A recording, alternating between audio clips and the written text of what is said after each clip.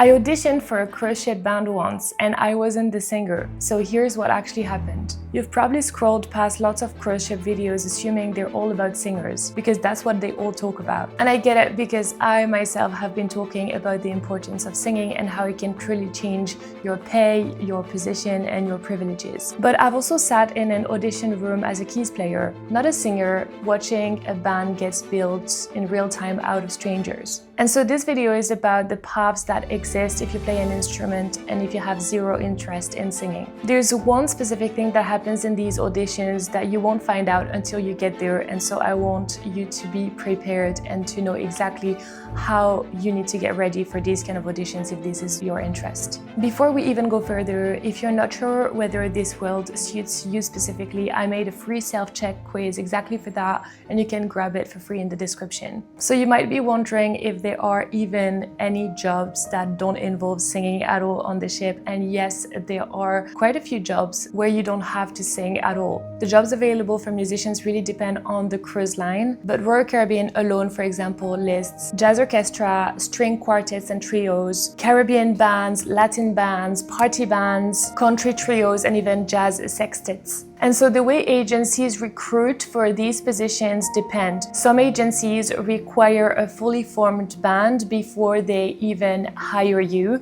and some other agencies actually put musicians together. And so if you're on your own, the idea will be to try and find an agency that can put you in a band so that you can audition on your own.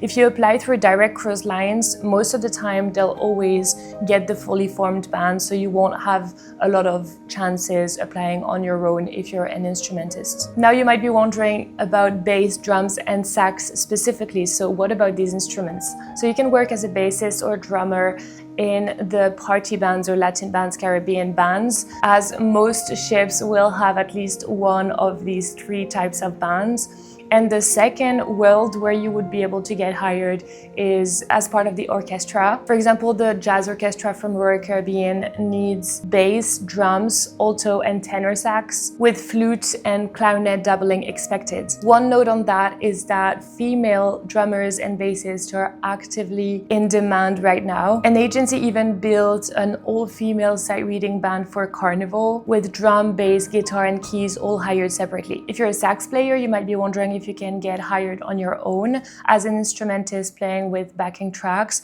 I've never seen anyone do this on the ship. The only time this would happen is if you are hired with a band, or if you are part of the jazz orchestra and that you want to do solo sets, then the musical director might agree that you do these, but I don't think you would get hired specifically for a position like this. So just to recap, if you're a sax player, the best bet would be to get hired as part of the orchestra or the show band in the theater, and for this you would really need to be good at reading lead sheets and sight reading. If you're a drummer or a bassist, you can get hired as part of a party band or Latin or Caribbean band. And so your best bet would be to find a band on land who is ready to go on cruise ships, or to integrate a band that's already doing cruise ships and that need this specific position, or to find an agency that can put musicians together. So far, the agencies that I've seen that put musicians together for bands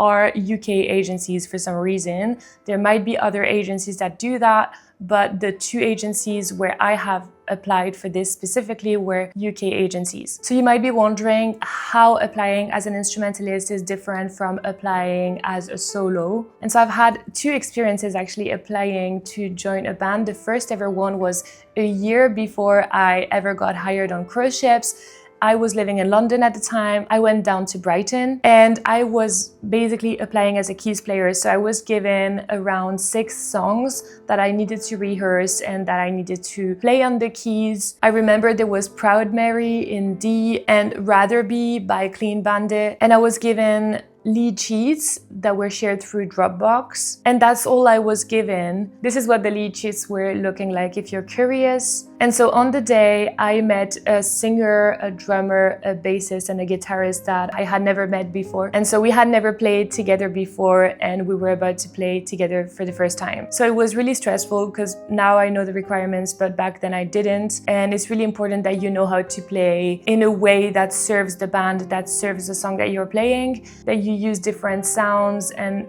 layers that really add to the overall sound that the band is producing. And so I failed at this audition, I got told afterwards.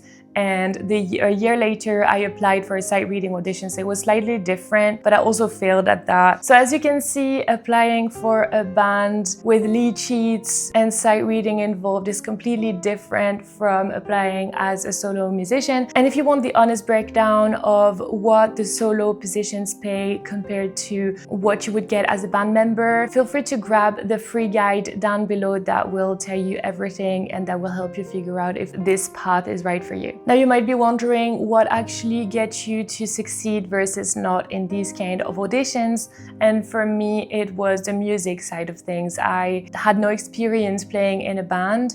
I also didn't have the right kind of keyboard, even though I didn't have to bring it on the day of the audition, but I had no experience playing keys, which is quite different from playing the piano. I was a classically trained pianist. I was also told that my stage energy was not as it should have been. So that was like 7 or 8 years ago, so I hope it has changed since this. I think it has. I needed to play some synth lines and horn stabs that I was not used to playing at all. And what I was doing was pretty much like accompanying with accompaniment patterns that were not what the position required. And so if you're applying as a keys player for a band, know that you need to have your own keyboard, like a real workstation keyboard. Agents will name a Nord or Roland. And so after having worked on cruise ships for 4 years and having seen many musicians doing this job as part of the band, I can tell you that, of course, the privileges, the pay, and the freedom isn't the same as when you're solo. A lot of musicians would never even think of going solo and even singing, so that's completely fine. It's like you want to play your thing and you want to be part of the band, and that's what you're happy with. But a lot of the times I've also seen friends of mine, like a keys player in a band, for example, who practiced for a couple of months to go solo and so that she could do the solo gig, because the truth is that it will always give you so much more pay, privileges, and freedom when you can sing and when you can host a room on your own instead of being part of a band. So if you're thinking of going solo, just know that this is possible. This is exactly what I help you with. And you might want to check out the course, How to Become a Cruise Ship Musician, which I created specifically for solo musicians and partially for instrumentalists who want to be part of bands or duos, trios. And it teaches you everything you need to know from being a musician on land to actually getting your first contract on board. I've put everything I know from my 4 years of experience on cruise ships, as well as the direct conversations I've had with agencies. And so this course is primarily for solo performers like piano vocalists or guitar vocalists, and partially for duos, trios, or bands who are also interested to get on cruise ships. The link is in the description if you want to go and have a look. So I hope that what you take away from this video is that if you have zero interest in singing and that you really don't want to do it and that you just want to play your instrument, that's fine. And there's also some room for you on cruise ships, and there are paths that are possible for you. Feel free to let me know below what instrument you play and what you have tried already working on cruise ships, if you have applied at all or if you're about to do it. I'll definitely respond to you. Thank you so much for being here. Feel free to subscribe to the channel as I post twice weekly, and I'll see you in the next one.